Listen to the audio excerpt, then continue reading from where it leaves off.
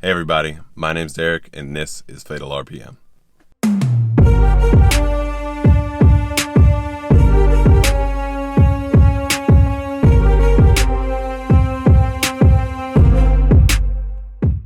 So today's video is actually going to be structured differently from how most of my videos are.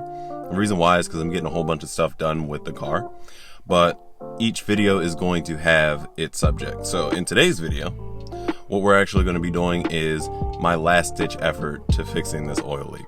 So I kind of figured at this point, everything that I've done trying to figure out where the leak's coming from and the things that I've replaced, it's kind of guaranteed almost to tell me where this leak's coming from. So I'm going to do every single seal on the exhaust side. So pretty much all that's over there are all my turbo seals, and the other thing we are going to be doing is replacing the valve cover.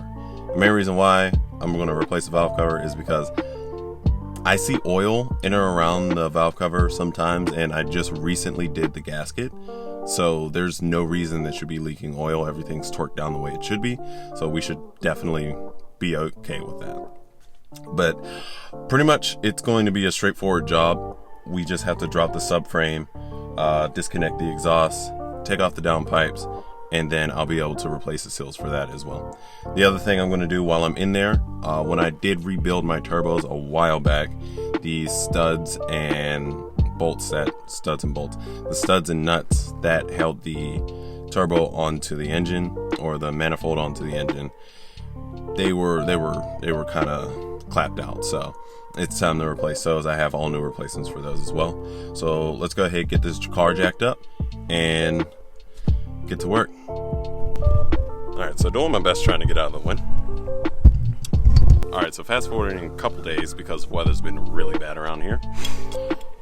We got the car jacked back up. So the first steps to either winning a 2-3 year long battle or soul crushing defeat on this oil leak is removing the bolts for the front, or not the front, for the front and rear control arms right there and right there.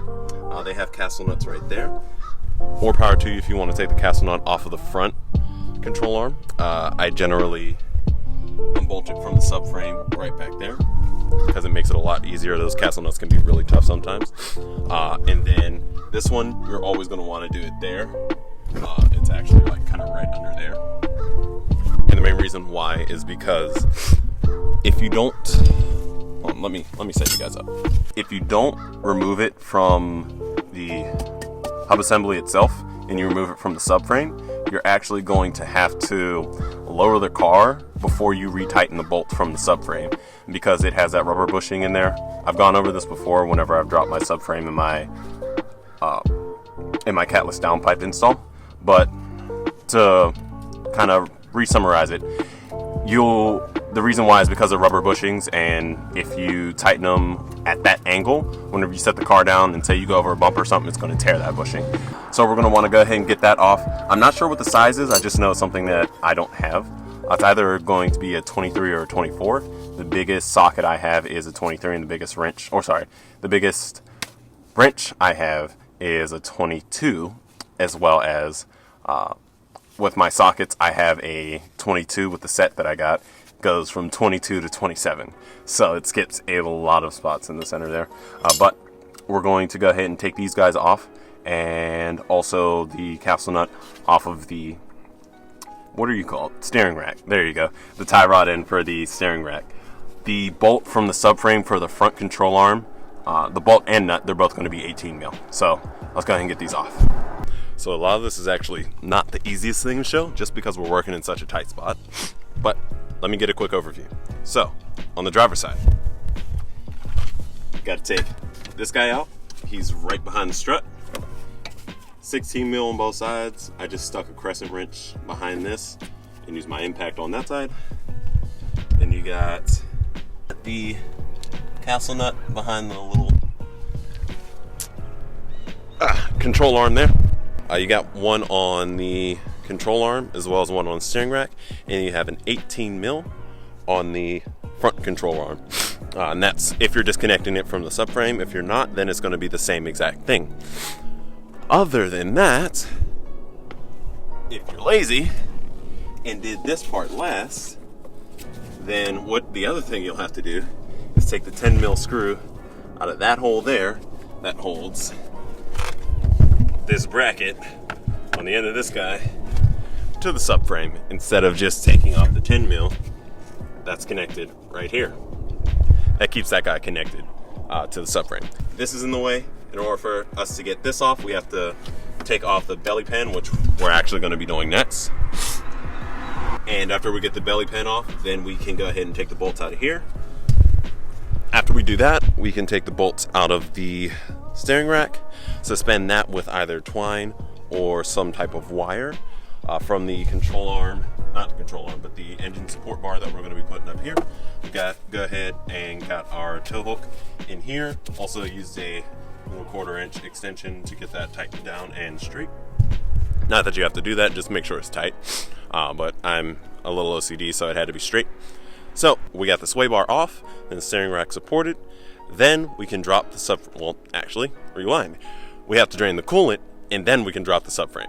And the reason why we need to drop the coolant, again, I've gone over this before, but just to quickly gloss over, there's a hard line that goes along the front. I'm going to link the video right up there just in case you want to go ahead and check it out. But there's a hard line that goes across the front that we have to pretty much remove in order to drop the subframe. And it's easier, just make your life easier, and you can, well, I guess it wouldn't necessarily be easier. You can just kind of move it out the way if you have taken it off before, but it just drain your coolant. But let's get to that. All right, so we got a little bit done. Let me show you what we did. Ow, that didn't tickle. So this is not going to be the easiest thing to see, but two 13 mil bolts for the sway bar, and then there's this bracket. Oh God, why didn't I take this thing off the tripod? There's this bracket here. It's held in by a 10 mil, and it's really hard to get to. Highly suggest using a 10 mil ratchet wrench. That's the real only way you're going to be able to get to it. So there's actually two brackets, but I stopped using that other one mainly because it's impossible to get to with everything up in here. After you do that, what we're going to do on automatics is we're going to go ahead, pull this clip here. After you pull that clip, pull the line out, make sure you got your trusty bucket with you. Drain the coolant, and after we drain the coolant, then we'll be able to drop the subframe. So let's get to it. Alright, so after a little bit of work and a quick break, we're about to find out where the oil leak is coming from. I just still have to take off the downpipes. We've got the water pump out, as well as the thermostat, which is just chilling up here.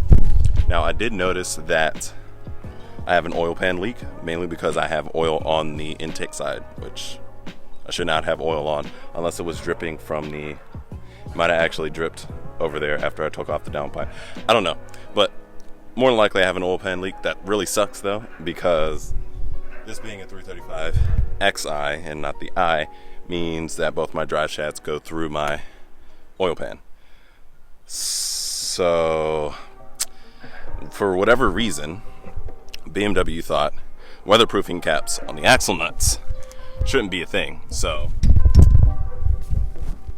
that's what I got to deal with when I do the oil pan gasket. So I'm probably just going to take it to a shop to do that, because I don't want to have to deal with that shit. That's going to be a gigantic headache. So that aside, I have to take off the downpipes, which is just two 13 mil bolts. We have to first unclip them from up here, and after we do that, just go ahead and get them unplugged. But once I get the downpipes out and we have a clear view of all the oil lines and everything on the side there, I'll get right back to you.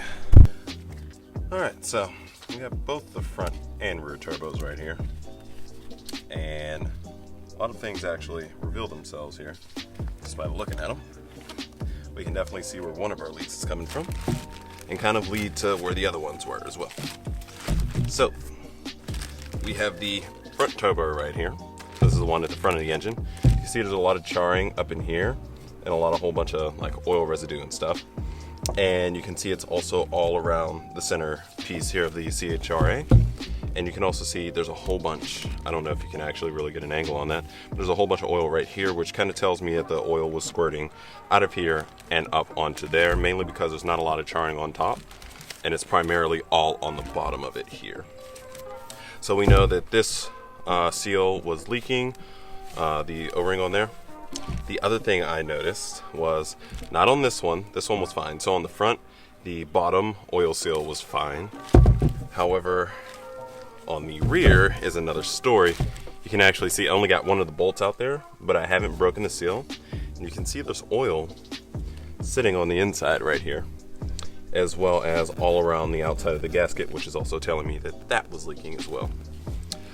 And last but not least, you can't really see it here as much, but on the rear turbos downpipe, because how they go is they go down into the back of the engine, or rather this way.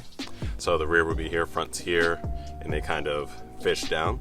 On the top side of the rear turbo, there's actually a whole bunch of charring just like this, except for not as quite as much buildup, which is telling me that the valve cover gasket is leaking in that back corner there.